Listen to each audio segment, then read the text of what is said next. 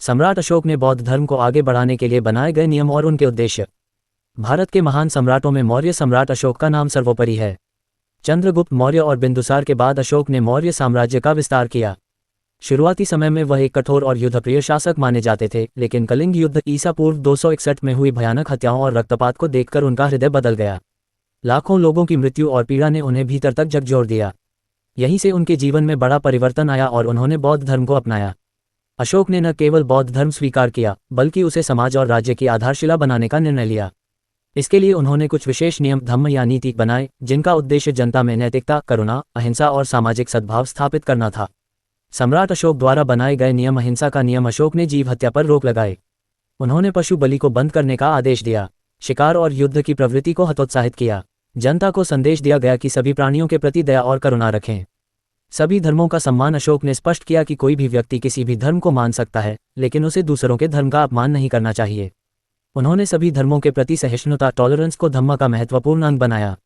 जन कल्याण के कार्य। जनता की भलाई के लिए उन्होंने कुएं, बगीचे, धर्मशालाएं और अस्पताल बनवाए। मनुष्यों के साथ साथ पशुओं के लिए भी अस्पताल और विश्राम स्थल बनवाए गए। धम्म महामात्रों की नियुक्ति। अशोक ने विशेष अधिकारियों, धम्म महामात्र नियुक्त किए, जिनका काम था जनता को बौद्ध धर्म के सिद्धांत समझाना, नैतिक शिक्षा देना और आपसी विवाद सुलझाना। नैतिक नियम: सत्य बोलना, माता पिता की सेवा करना, गुरुओं का सम्मान करना, बड़ों की आज्ञा मानना, पड़ोसियों और समाज के प्रति सहयोग की भावना रखना। लालच, ईर्ष्या और क्रोध से दूर रहने की शिक्षा दी। धम्मयात्राएं। अशोक ने युद्ध यात्राओं को छोड़कर धम्मयात्राएं शुरू की। इन यात्राओं के दौरान वह प्रजा से सीधे मिलते, उन्हें धर्म और नैतिकता का उपदेश देते और उनकी समस्याएं सुनते।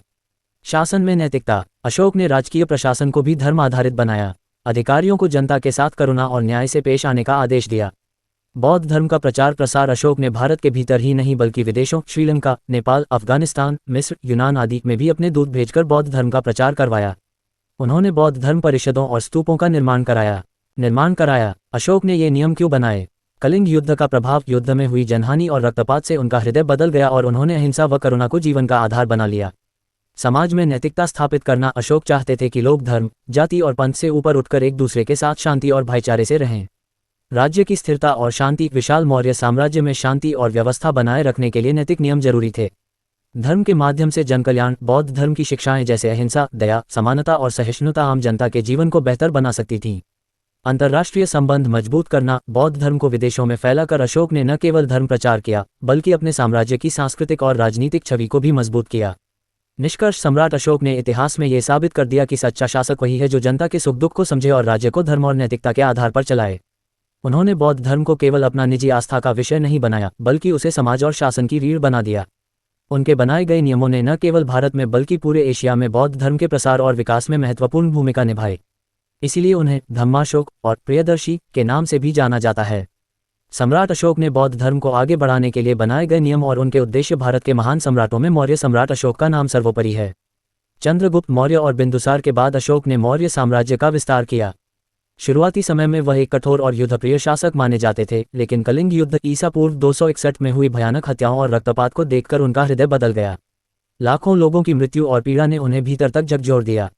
यहीं से उनके जीवन में बड़ा परिवर्तन आया और उन्होंने बौद्ध धर्म को अपनाया। अशोक ने न केवल बौद्ध धर्म स्वीकार किया, बल्कि उसे समाज और राज्य की आधारशिला बनाने का निर्णय लिया। इसके लिए उन्होंने कुछ विशेष नियम, धम्म या नीति बनाए, जिनका उद्देश्य जनता में नैतिकता, करुणा, अहिंसा और सामाजिक सद्भाव स्थापित करना था। सम्राट अशोक द्वारा बनाए गए नियम। 1. अहिंसा का नियम। अशोक ने जीव हत्या पर रोक लगाई। उन्होंने पशु बलि को बंद करने का आदेश दिया। शिकार और युद्ध की प्रवृत्ति को हतोत्साहित किया। जनता को संदेश दिया गया कि सभी प्राणियों के प्रति दया और करुणा रखें।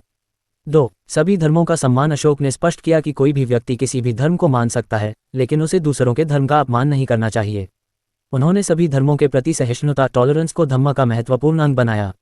3. जन कल्याण के कार्य। जनता की भलाई के लिए उन्होंने कुएं, बगीचे, धर्मशालाएं और अस्पताल बनवाए। मनुष्यों के साथ साथ पशुओं के लिए भी अस्पताल और विश्राम स्थल बनवाए गए। 4. धम्म महामात्रों की नियुक्ति। अशोक ने विशेष अधिकारियों, धम्म महामात्र नियुक्त किए, जिनका काम था जनता को बौद्ध धर्म के सिद्धांत समझाना, नैतिक शिक्षा देना और आपसी विवाद सुलझाना। 5. नैतिक नियम। सत्य बोलना, माता पिता की सेवा करना, गुरुओं का सम्मान करना, बड़ों की आज्ञा मानना, पड़ोसियों और समाज के प्रति सहयोग की भावना रखना। लालच, ईर्ष्या और क्रोध से दूर रहने की शिक्षा दी। 6. धम्मयात्राएं। अशोक ने युद्ध यात्राओं को छोड़कर धम्मयात्राएं शुरू की। इन यात्राओं के दौरान वह प्रजा से सीधे मिलते, उन्हें धर्म और नैतिकता का उपदेश देते और उनकी समस्याएं सुनते।